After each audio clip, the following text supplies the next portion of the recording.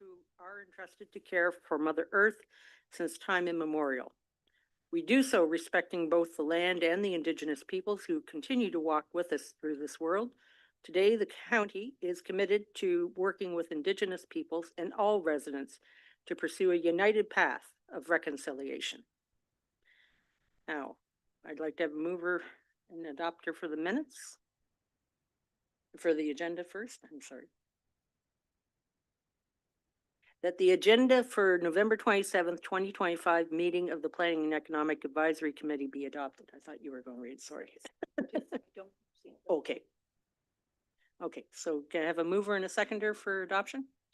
Kate, Mr. McIntosh, and Mr. Haig seconds. Thank you. Now we have a deputation. Oh, we have minutes too.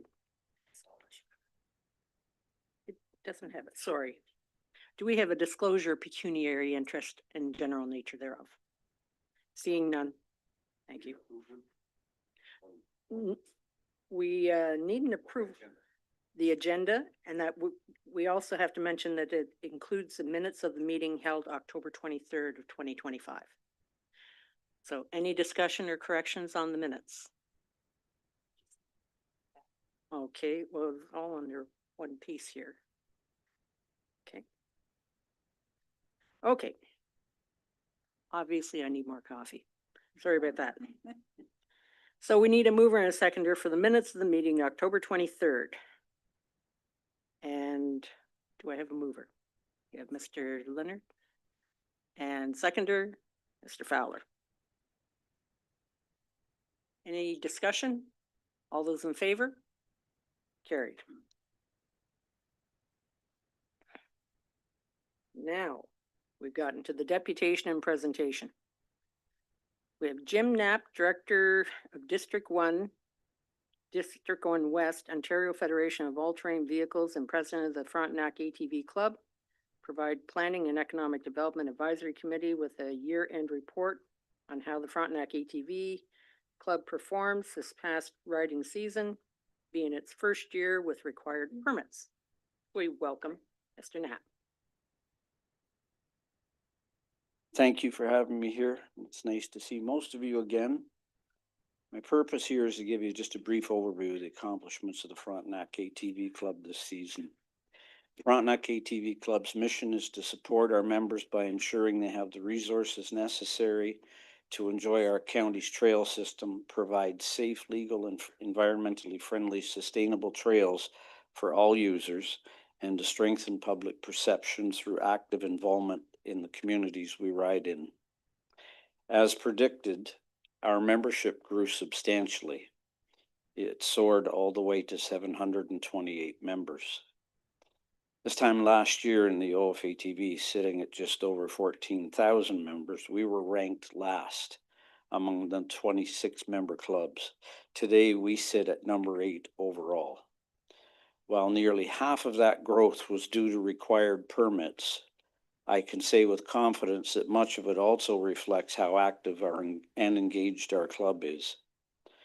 Hosting 16 club organized rides, which permits were required for all of them, we registered over 1,000 riders who came to join our adventures on the KMP Trail.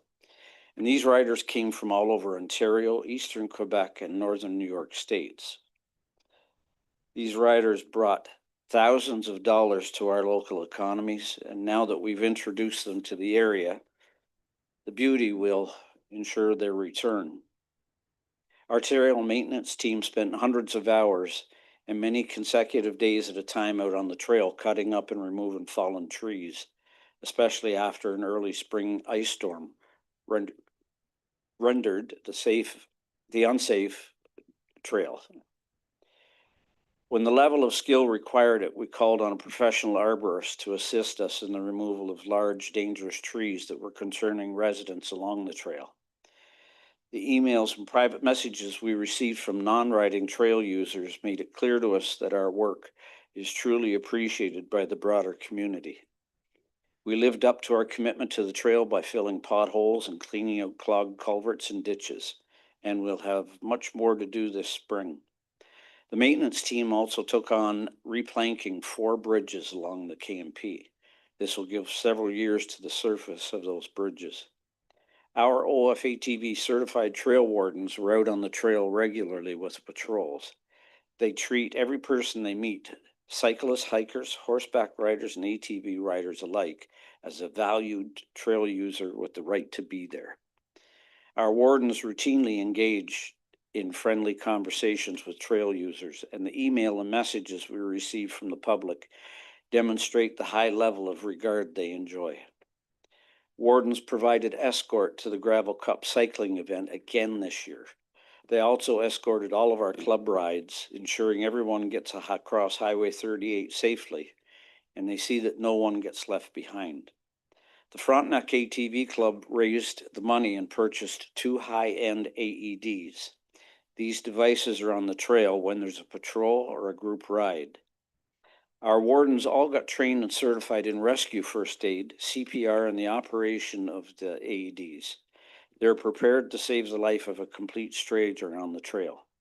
This year, we were able to purchase wreaths and participate in Remembrance Day ceremonies in Verona and Sharbot Lake.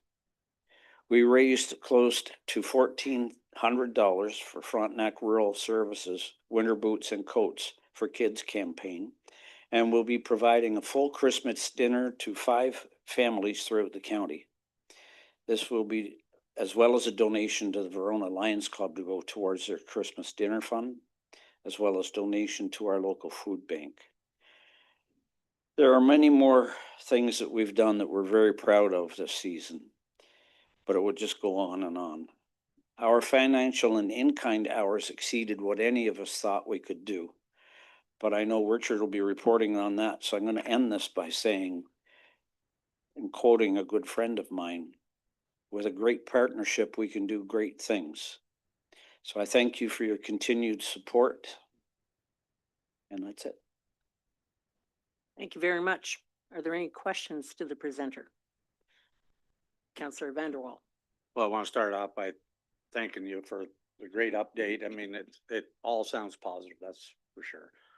The only thing I was going to ask is what happens when you come across somebody twice, because first time I'm sure it's a warning, that doesn't have a pass? What vehicle do you have to not let that happen?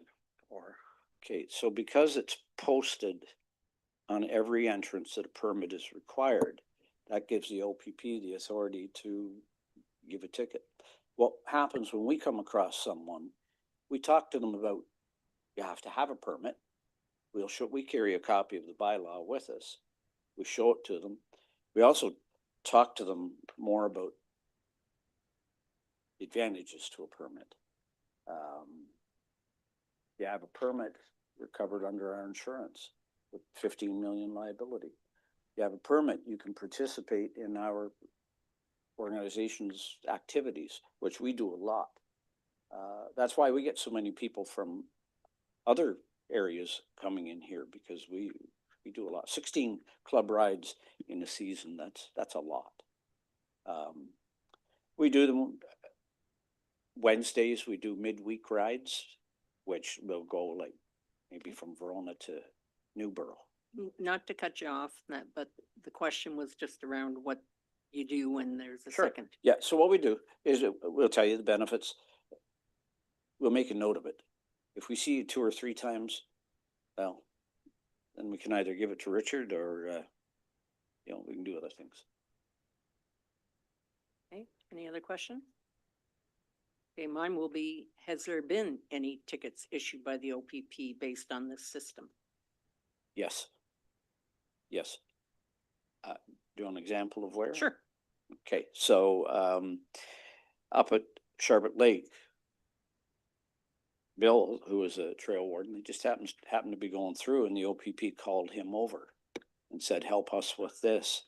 So Bill's job was to sit there and ask people, do you have a permit? And if they didn't have a permit, go over and see this gentleman. If you had a permit, good, we're glad to have you. So that's basically all we can do. Thank you very much. Okay. Oh, Fred and Mr. Fowler. Sorry. Yes, thanks for all what you've been doing.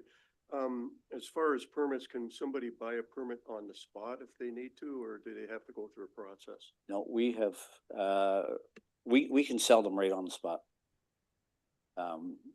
With our phones, we can take them right to the OFATV site and say, there you go, just touch your phone up against there and you've got a permit. We also have places along the trail where you can buy a day permit. Would that also include the other club that's, permits are, available as well, like Eastern Ontario Trails Alliance? No, we can't sell EOTA permits, but what we do tell people, and our wardens are all told this, you have to give people an option. You don't have to say you have to buy an OFATV permit. We can sell you one right now, or you can buy an EOTA permit. They're both equal. But it just wouldn't be good business for us to promote another organization. Thank you very much. Thank you. Okay, next we have a briefing by Mr. Joe Gallivan, Director of Planning and Economic Development Committee with the planning. Thank you for that little addition.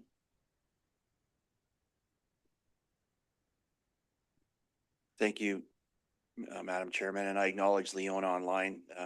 I know that you got ferry problems today, so thanks for joining us online today. Thanks. Okay, let's see here. Sure, that's fine.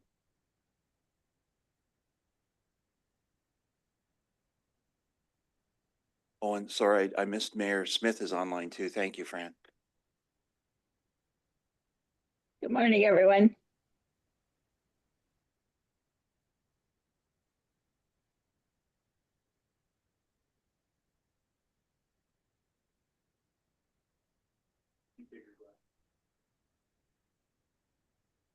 Okay, and this isn't working. Oh, sorry. I have no technical skills. Apologize. Thank you, Sonia. All right, first thing I want to talk about is the natural heritage study, which I've talked to the committee about before. Our county council gave us approval to go forward with this a couple of years ago, and we finally had the time to start it. It's a big project. It looks at the entire region, and it's going to have a 100-year vision about what we really need to protect to keep Frontenac from being overdeveloped in really important environmental areas within the county, how to protect our headwaters, how to make sure we have areas protected for climate change over the next century.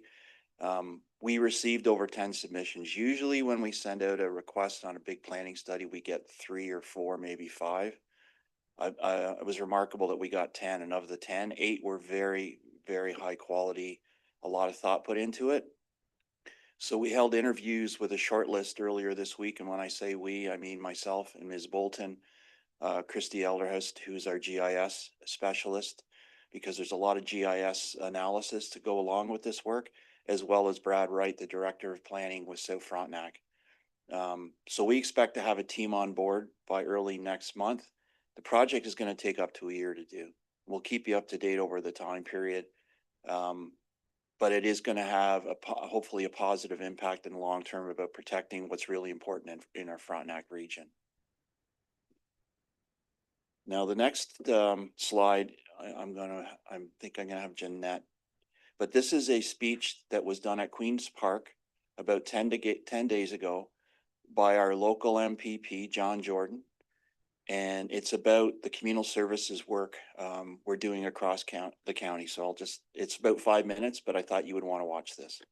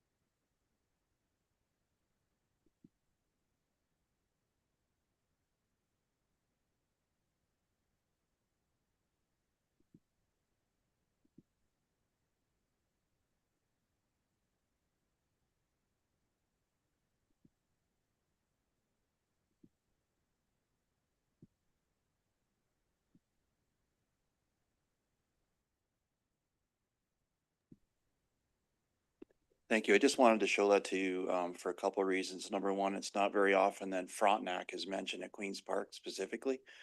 Number two, MPP John Jordan has been very, very helpful to all of us at Frontenac in moving this project forward. And third, I think it shows that the vision that our council has had to move this forward, it's caught the attention of the province, and Mr. Farrell, working with our political leaders, is continuing to push it forward to try to make sure that we can grow our communities using this type of servicing, which will really make a difference in the future.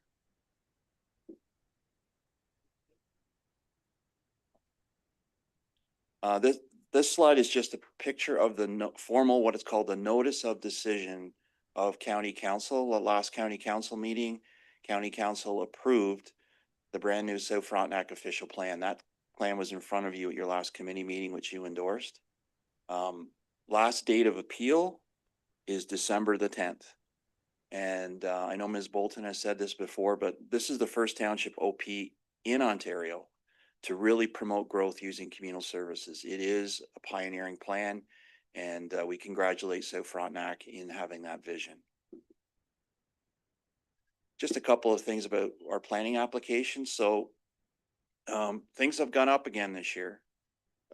Roughly 30% more applications than we had last year.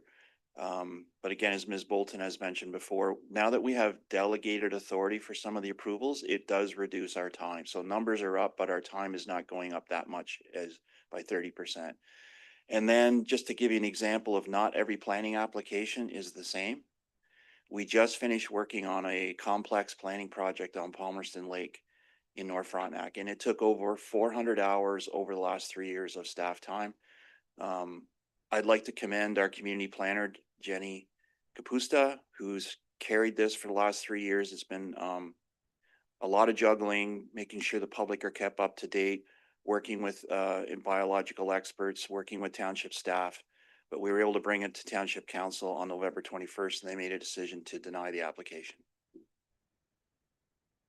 A couple of things on economic development. First of all, the annual business retreat at RKY camp. Mike was in attendance, 51 people. It really is a great environment. It's a very positive experience.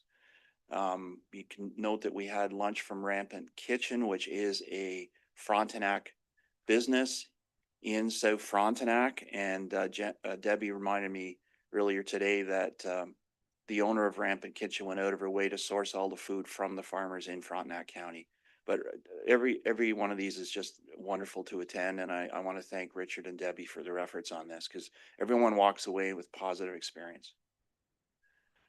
And then we held our business awards at Piccadilly on November 19th, our 4th annual. And we've now done these awards in all 4 townships.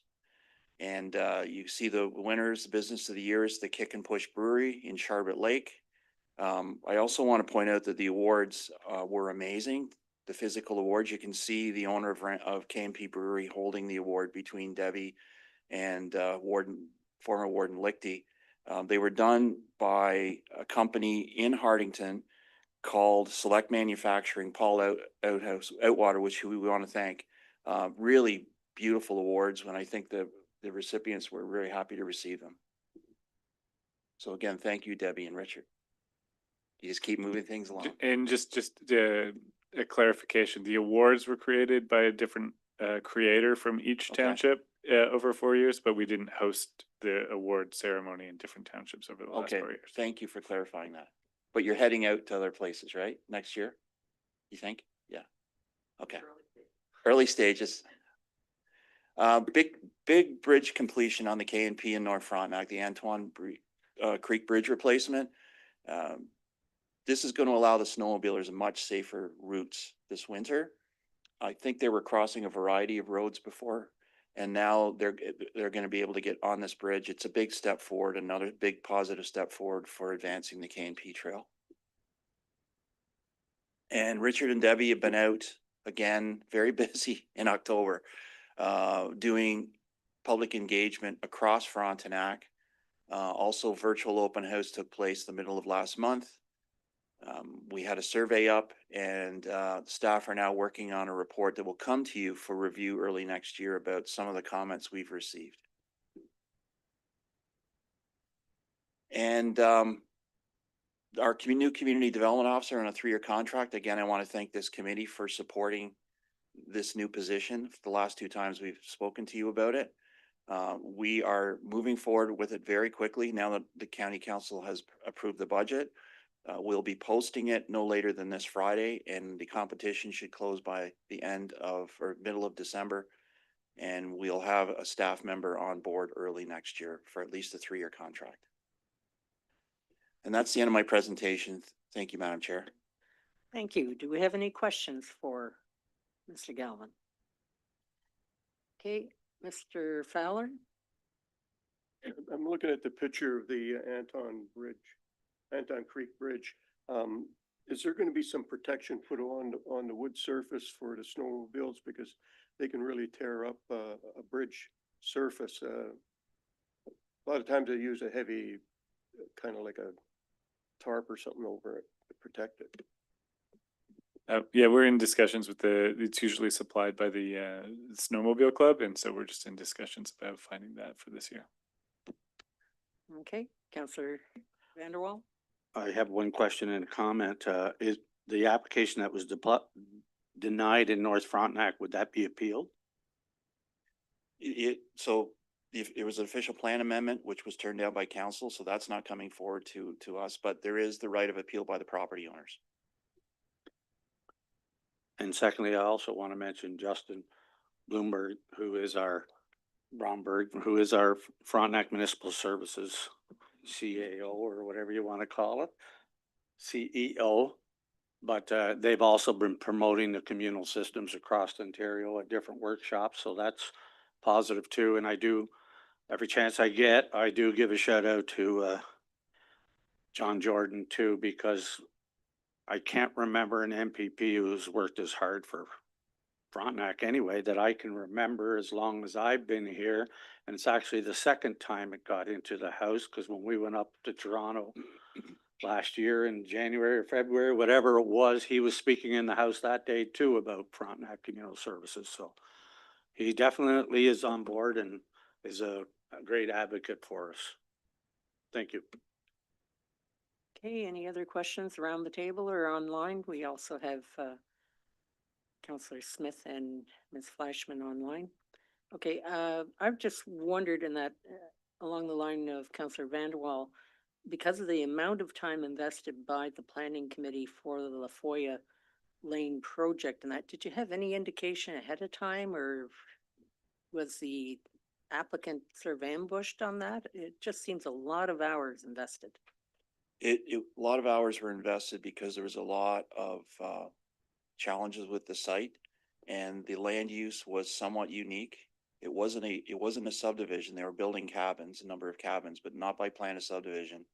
They're all putting it on one lot, and they were doing it using a term called a cooperative, which is a term that's in the North Frontenac plan and not any other plan. And it's historic because there actually is a cooperative in North Frontenac that's been around since the 70s, where people live in a large land holding. They don't own the land outright. They share the land. That's why that policy is in the plan. So there was different types of interpretation about what a cooperative was. We made a recommendation and council made their decision. Okay, thank you very much. Seeing no other questions, we'll go to reports of planning and briefing by requirement of all motorized off-road trail users to hold a membership with an authorized partner organization. Number 2025-089.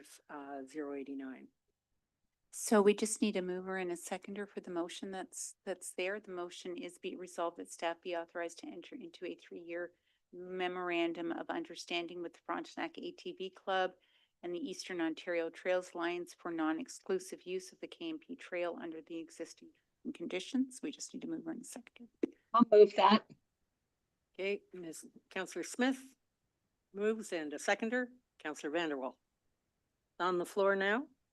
Just briefly, I think through you, Madam Chair, I think the presentation from the ATV Club and the report speak for themselves, but I just wanted to highlight that it was a very the anticipation of the requirement was worse than the actual implementation of the requirement. People were worried about how they were going to be treated or how it was going to work. But once the season happened, things really ended up going quite smoothly. We received very few, if not any, complaints about the requirement once the season opened up. There were some comments from residents, but when they discovered they could purchase, there were options for purchasing for different lengths of time or purchasing for from whichever organization they wished to. It was very smooth. In addition to that, we had a significant, because of the rainy spring we had, it's hard to believe that there was so much rain in the spring after the summer we had, but there was a lot of rain in the spring. We had additional maintenance requirements for surface repairs, and the supplementary operational funds that we received from the organizations that we partnered with here really helped us with that and supported us maintaining the trail in the condition that it's expected to be in throughout the year. And then to add to that, we continue to see financial benefits and recoveries from the club and the relationship there. And ultimately, as presented by the the president of the club, the economic benefits that we've received have been incredible. We're seeing events and local businesses benefiting from those events. So I mean, and very effectively too.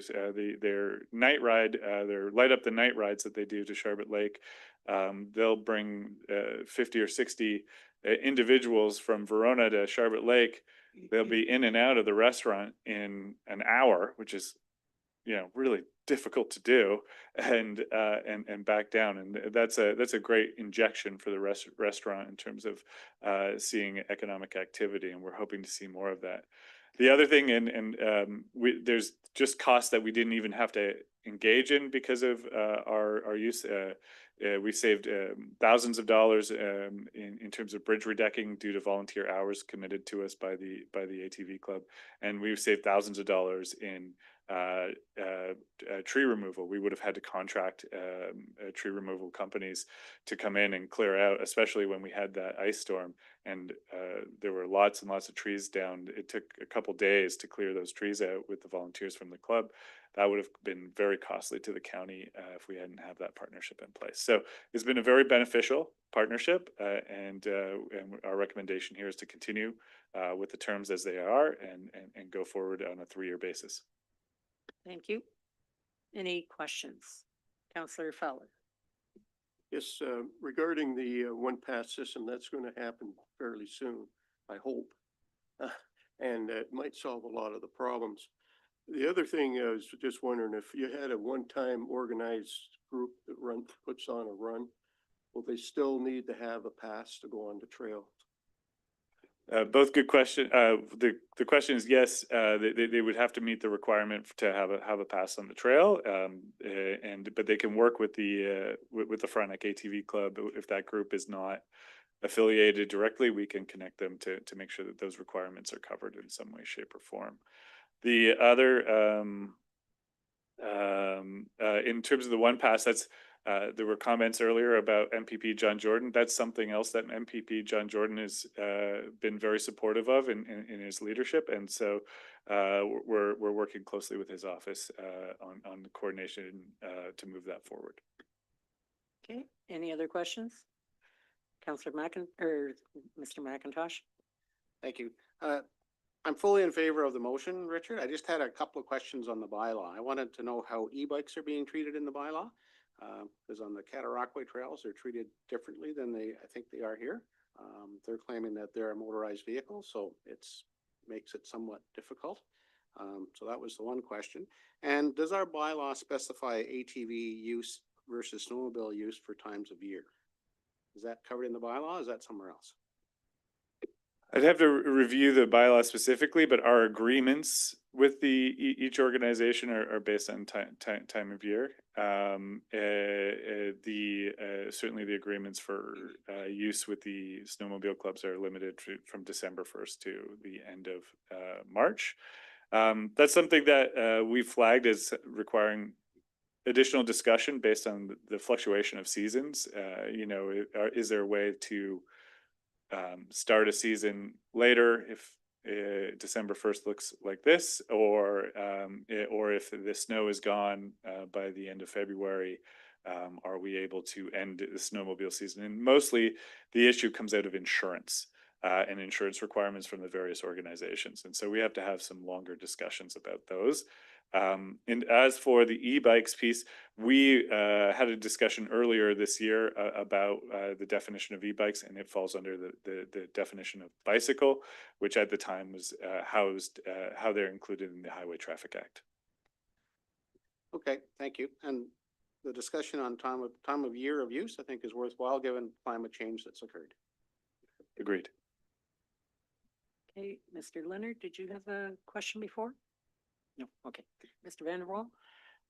On that note, though, no snowmobiler is not going to go out if there's no snow. But the season for ATVs is a lot longer. So there's no limit on, do the ATVs have to stay off as of December 1st? So generally, generally the snowmobile folks that we work with don't get concerned until there's snow on the ground, but it's not. But when there's some snow on the ground, there's debate about, is that enough snow or what is appropriate. So we've seen some conflict between some of the organizations in terms of, and some of the trail users in terms of when ATVs should get off the trail. I know that Jim and his club, they typically are just stay off the trail until we say it's open to them. If I'm not, and so it comes through us as the trail owner as to when their club is permitted to go back out. And so that's typically how we're treating it. But I know there's conflict on other trails in the network right now. But on that note, you can see ATVs now that have got the tracks, everything on them. I can see where there's going to be overlap and somebody's going to have to get along with somebody on that one. We have had incidents where we've had conflict between different types of users that have been confused about whether the trails were open or not. And generally, newer users who had just purchased an ATV and were told it could go out in the snow and thought they could use it on the trail. Okay, Councillor Fowler? It's just Eastern Ontario Trail Alliance, when they have a MOU with the Snowmobile Club, it states that when this trail is groomed, the ATVs stay off. If the trail is not able to be groomed, and the rest of the people can use the trail. So that's basically might answer your question on how to handle it. And it might, if the groomer is able to groom a decent trail, then you have to stay off. Thank you. Okay, any other questions? Mine goes back actually to a point raised by Councillor Vanderwall, and that the fact that ATVs now are coming with tracks and whether they actually use chains. So how specific are we going to have to be to make sure that we don't have destruction? Yeah, so some of that's covered by provincial legislation. So provincial legislation refers to motorized snow vehicles, and it includes in the definition ATVs with tracks. So they would have to have a permit with the Snowmobile Federation to be able to use the trail at that time. Okay, and going back to the e-bikes and motorized wheelchairs and dirt bikes, I believe when we had our discussions, we had definitions put in. And so that's the basis of you having further conversations with the other trail? So we have no governance over the choices made at the Cataraqui Trail, although as part of the rail trail loop approach, we are looking to harmonize our approaches and bylaws where we can. Okay, thank you very much. Seeing no other questions? Okay, now we're at 2025-09, Planning and Economic Development, Open Farms, 2025, Support for Food and Agriculture. Oh, sorry. I'm sorry. I thought that was for information only.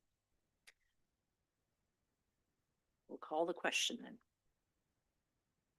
All those in favor? Carried.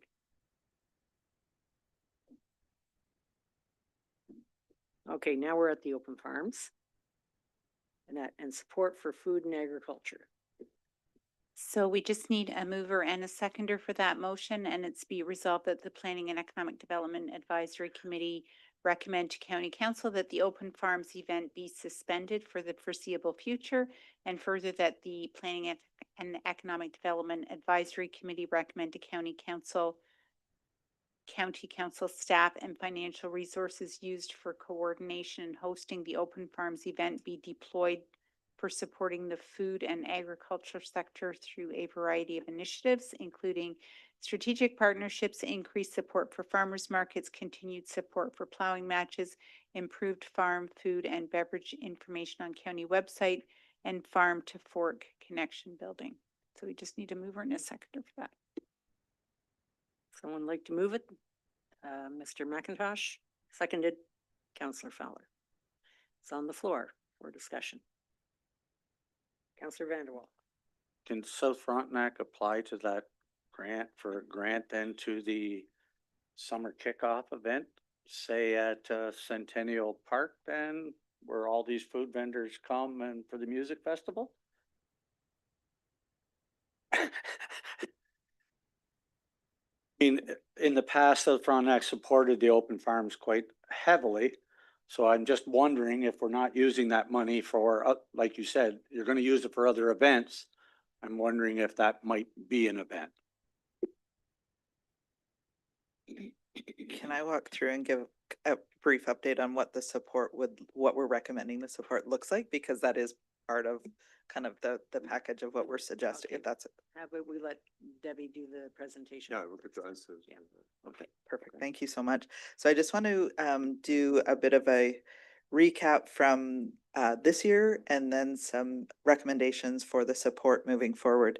So this year, the partners that were involved in open farms were the Township of South Frontenac, the Tourism Kingston, and the County of Frontenac. So myself and the summer intern both worked on the project from the county's perspective. There was various success that we saw. The Sunday in the Country event with the plowing match in South Frontenac saw over 1,000 people attend a Sunday event. There was a great collaborative approach to that event where it was the plowing match, and then South Frontenac staff organized a vendor section and food vendors and things like that came together. It was very well received. Lots of great feedback from people that attended, and vendors that attended as well said they had a really great event. The increase in programming at farmers markets. So the 3 farmers markets across Frontenac County have seen an increase in programming specifically to the educational component and the farm to table. So we're seeing that not just around specifically open farms, but we're seeing that further afield across the season, and an increase in visitors to the farmers market. So those are both 2 areas. The increase in the programming at the farmers market, the Frontenac Farmers Market Friday night kickoff event, where there's been entertainment and things like that, working with the township staff as well from South Frontenac to amplify that, having a ribbon cutting where this year it was a cheers with Limestone Creamery milk and and ringing of cowbells. So trying to stay on theme was a great opportunity to attract new people to the market. We've seen a continued decrease over the past 3 years in on-farm experiences and involvement from farms. A shift in how people are operating and things like that. We have seen shifts in how things are happening within those areas. The plowing matches are continuing to be an area that partnerships and things like that are happening. So that's an area that I know in speaking to other regions that they haven't had the partnership at plowing matches and they don't see the numbers at their plowing matches. So it's an opportunity that we have been working on and definitely seeing the benefit too. A couple of other areas from 2025. So the marketing was focused on the website. We used the road signs across all 4 townships. We had posters that were distributed, and then social media, both paid and organic, across Facebook and Instagram. We posted, as well as our partners also posted across those channels as well. The website, so this is just a comparison. So from 2025, 2024, because obviously the last 2 years, it's been a 6-week event. This year it was a weekend event. So obviously the promotional length of time was a bit different. So you can see the shift in visitors to the website. There's definitely a difference in the 39 days. So it's probably about almost 170 people per day, where previously it was just over 100 per day for the span of time that we were promoting the website. So definitely a shift in how people interact with the website when you've got a 1 weekend event. So those are just a few of the highlights from this year regarding the marketing piece, and some of the highlights from some of the areas that we saw. We did a survey, and we do that each year at the end of open farms for all of those that have participated or those that haven't participated, asking why they haven't participated, why they did participate, some of the benefits and things like that. We received 9 responses to the survey of the 72 people that were that received the survey. So not huge numbers on the response.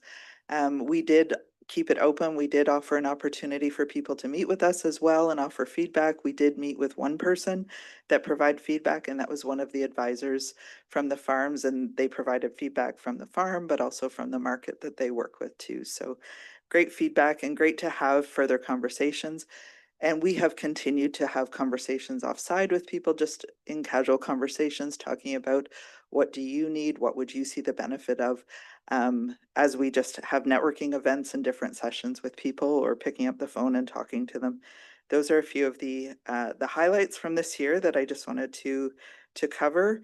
The other piece too, as we move into, sorry, I'm just flipping through here. Did I flip too far on the screen? Nope. Oh. I'm not going to worry about the technical side up here on the screen. I'll just talk to it. So as we look at moving forward with support for food and agriculture, we really want to make sure there's an impact across all of Frontenac County, and make sure that everybody is supported through the work that we're doing, expanding on that too. Some of the areas that we've identified in the report include exploring membership with the Culinary Tourism Alliance, and there's some areas that they support. So some of the areas they help with, there's a food and farm trail development, so they would help with a route or an itinerary based development. That's one of the areas. They work on training and capacity building.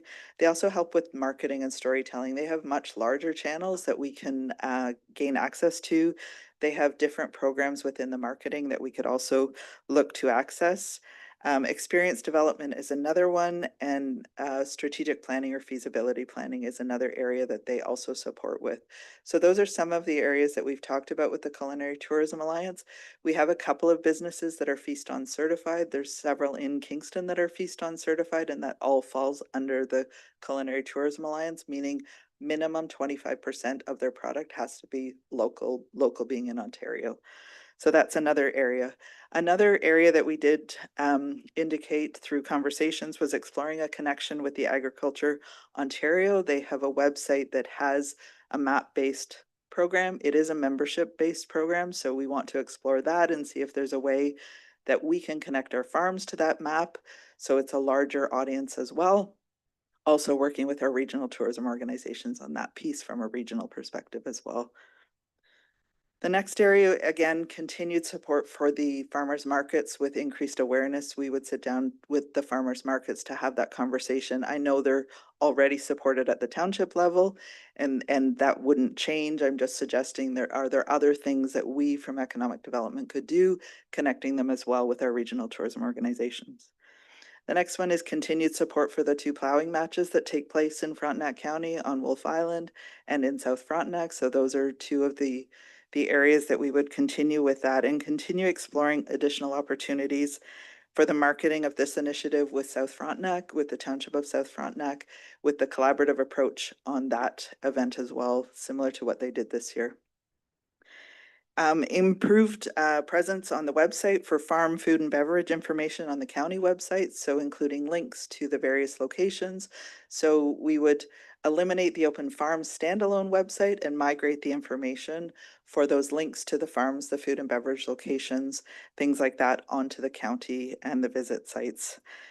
And then the last one that we've heard a lot about, sorry, I'm not gonna worry about it. I said I wasn't gonna worry about it. I'm not gonna worry about it. Was the farm to fork connection. So really, we've heard from a lot of the locations that a really important part for them is adding to their customer base, finding new customers, finding people that they can have a long-term connection with. And that's really an area that we think we can help support. We would continue to support making those connections with farms and restaurants or farms and different locations like resorts like Myers Cave, where we've made various connections with the farms, with the producers, with the retailers, all of those, but bringing everybody together into one space. We would have to scope out what that event looks like and the timing and things like that, because we know time of year is very important for that group, because everybody gets busy during the summer season and into harvest. But bringing that group together to allow the farms to showcase what they offer, allow the businesses to ask about, you know, what they could connect on, if what their needs are, things like that. And then have a contact list that we could develop and create from there. So initial connections there that would be in a more formal approach rather than casual conversations or connections that we do ongoing. So that would be something we would bring the group together, work with partners on that collaboration, and then move forward from there. So those are some of the recommendations that we had outlined within the report, and happy to take questions. Thank you. Okay, any questions? Mr. Haig? Thank you, Debbie, for this. Do you characterize open farms as a failure? Is that why you're scrapping it? I don't, so through you, Madam Chair, I don't consider open farms a failure. I feel like it's shifted and it's changed. Like it has been a success. This was the 8th year for open farms, and I feel like things go through phases, and I feel like we're coming to the next phase of what that community is looking for support with. Okay. How do you characterize the success? Like, how do you quantify the success? I read through the report. You mentioned the number of visitors, mentioned the number of clicks on the website. Mhm. Is there an intrinsic benefit that is not captured here in this report, like the benefit to visitors in general? Is it bringing people to Frontenac County from outside the county that is not captured in this report? Because what I'm thinking, $5,000 budget plus around 300 hours of work, is that a lot that is put into something like this that is benefiting the county, or it's not generating that revenue, that intrinsic value outside the direct profit? Mhm. Thank you. Thank you for the question, and through you, I would say that there's portions of that weekend this year that were very successful and did draw visitors in. I would say that would be the kickoff event and the Sunday in the Country event. And then the food events that took place, the Oktoberfest event, the one at the Donald Gordon Conference Center, the food event there. Outside of that, I would say the other events did not, like there wasn't a lot of other events offered. So I think it's really considering what are those pieces, what sort of like traction can we take? 300 hours is basically a quarter of the year for work from community development officers. So when you think about that amount of time and that resource, how can we expand that to be further afield and supporting everybody longer term and in bigger ways? So that was just the step back to look at that and to look to continue to support those events that were successful, but continue to broaden some of that other scope.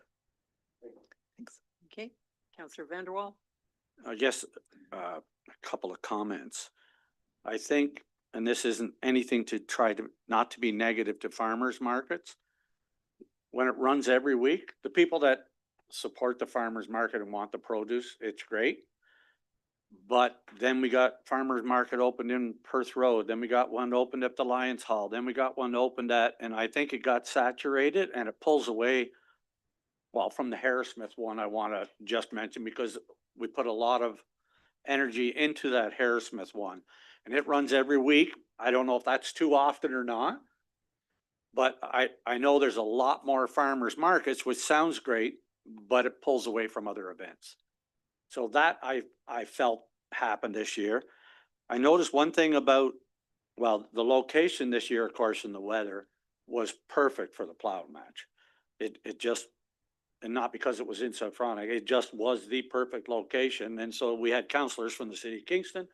You had everybody that wanted to come from both ways came to that location. So it worked out perfect. The other little thing I wanted, when we had open farms when it started, it wasn't as complicated. But some farmers were getting overwhelmed with the amount of visitors.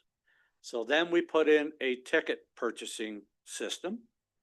Some of the tickets were, in my opinion, of course, I'm a little bit Dutch, were quite expensive. And so then you had to purchase a ticket if you wanted to go to some farms. So I think we lost something there because originally I could just go visit them all if you wanted to drive around the township, and that all changed too. And it was because of farmers were overwhelmed. Some farmers had 1,000 people show up and weren't expecting 1,000 people. So I understand the rationale behind it, but I think it changed the culture of it a little bit. So I think to your point of 8 years, things do change. And so I guess if you're saying the numbers justify it and it needs to have a change, I mean, I would support that. But there are other activities going on, absolutely, also in the communities. Okay, Mr. Allen, you wanted to speak to that? I just to the comment that I think, yes, over 8 years, things have changed. One of our conversations with one of the local farmers was that we saw an influx of small scale new farms in the mid-teens. There were a lot of new farms that were excited to promote and build a customer base and grow, and Open Farms was a great vehicle for that. In terms of success, a lot of the participating farms filled their customer lists. They were able to sell their product. They were able to grow. So it was a very good success when we initially launched it. But once they had their customer lists, they didn't the economics weren't there to grow or expand their operations, and so the need for Open Farms to gain more customers or more awareness became less important to their operations. This was an insight. I'm not sure this is for every farm, but it was just something that's sort of in the trend of the cyclical nature that Debbie referred to. So I think that there was a bit of a piece. And so we built that because we went to the farms and they said, we want this. And what we're kind of saying is like, now that we're going to the farms and saying, what do you want? We're kind of hearing some of the things that Debbie's shared with you to take that in support of agriculture. I think Open Farms has been amazing for our brand in Frontenac County, for our promotion and support of agriculture. And I think we sometimes forget that that the work done on Open Farms really reinforces how people view us as an agricultural and a food forward community. Okay, and I'd like to make mention that on the islands where agriculture is still a driving force in that, I know on Howe Island, you have the good food boxes that actually migrate off the island to a great extent, as well as service islanders, and a new farmers market that has set up a little bit. And the Wolf Island side, and that certainly we've had a farmers market for several years, and that at the dock. Our biggest challenge is ever having the boat reliably land in the village, especially during the summer months. And despite the challenges even this year, and that many of the farmers continued with their market, and that despite having to get on a bus at the winter dock. So we have a determined population that, but I really think that the small amount of money of 5,000, that if you can make it to the best use of advertising, rather than specific grants sounds great. And the reduction of your hours from 300, I agree. And that not a concern. But I do think that we need to recognize that getting better at promoting our agriculture, and that much like Picton has gotten better at promoting their agriculture and their vineyards and everything else, is going to be to the benefit, and that for bringing tourism, and that we may not be the size of St. Jacob's Market up in Waterloo and that, but having multiple markets I think is actually good, because shopping local is important, not just having one big market. That's so I'm happy that we have markets on a couple of the islands, and maybe there'll be more. Any other questions? Okay, thank you very much. Now, we need to call the question. All those in favor? Carried. Now, we're at 2025-091 Planning Economic Development for Frontenac Business Directory. And that's going to be an update this time from Richard. Alan? I actually don't have a whole lot to say about this this report, but thank you for bringing it up.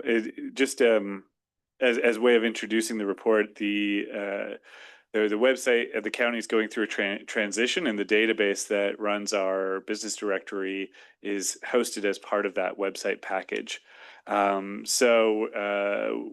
Looking to conserve dollars and looking to develop something that makes sense for us, we sat down and spoke with our friends in the GIS department to see if they could come up with a solution, a simple solution to help people find information about businesses in Frontenac County, as well as to support our operations in our department.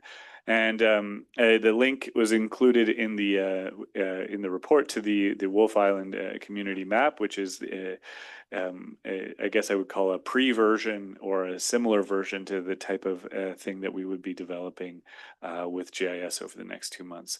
We're hoping that we'll have this solution in place using the data from the existing business directory to launch when the new website launches early next year. Thank you very much. So this report is for information only. Any questions? Seeing none. All those in favor for accepting it is, oh, good. Okay, now we're at communications. There were none. Perhaps that's the right place for me to make a quick mention, though, of the conservation authorities and the challenges that are being raised on a proposed bill. And I think that everybody needs to be aware they need to get any comments to the provincial government by December the 22nd. And I will be bringing a motion forward to the county council on that at our next meeting in support of keeping our conservation authorities having their authority local. Councillor Vanderwall. I just wanted to say that we just got an invitation that on December the 5th, they're holding actually a session in Ottawa at the conference center for from 1 till 3:30 for everybody to come who wants to and make comments on the CAs. So The Rogers Conference Center? It's at the Conference and Event Center, 200 Coventry Road, Ottawa. Coventry Road. On December the 5th from 1 to 3:30 in-person format for Ottawa Regional Engagement Session, Conservation Authority, Regional Consolidation and Comment. So maybe that's something, I don't know if the county or somebody should at least look at it to see whether we need to send somebody or have comments.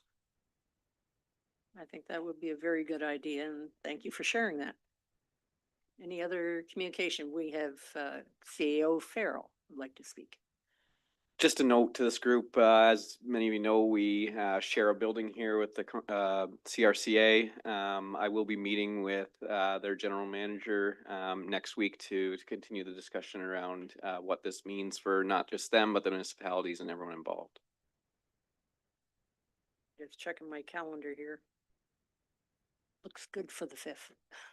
If anybody wants to have carpool. Okay, any other business? Oh, Fran has her hand up. You're on mute.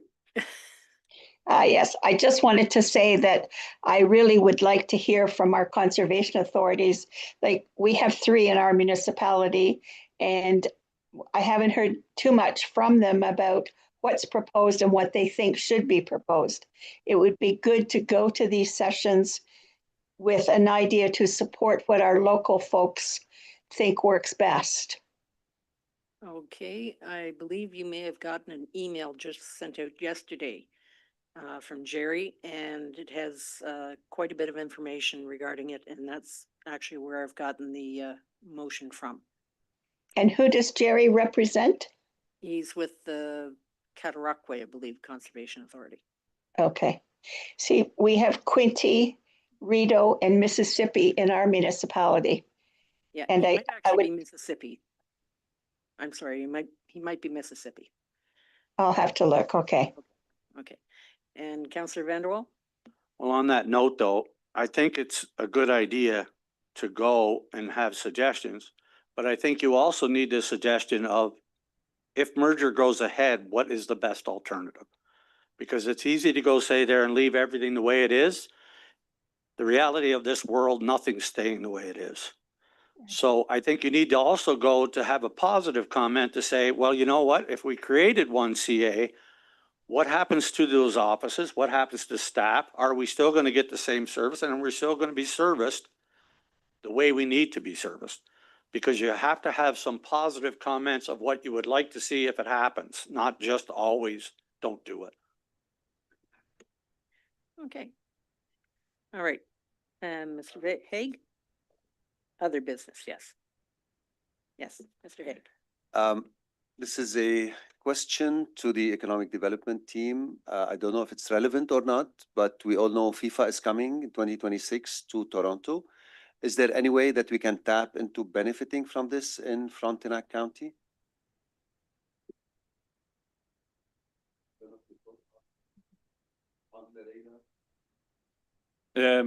We haven't put it on our radar too much, but what we'll do is we're in regular discussions with Kingston, and they certainly would have a strategy in place around FIFA, and we'll report back on what's happening. Wonderful. Any other? And online? Nope. Okay. We're going to the next meeting now, which will be held on Thursday, January 29th, 2026 at 10 a.m. in the chambers. Can I have a motion? Any discussion on that? Is that a problem? That's not, okay. Now, can we adjourn? We don't need a motion to adjourn? Oh, good. Okay, motion to adjourn. Councillor Fowler, Mr. McIntosh, all those in favor? Carried.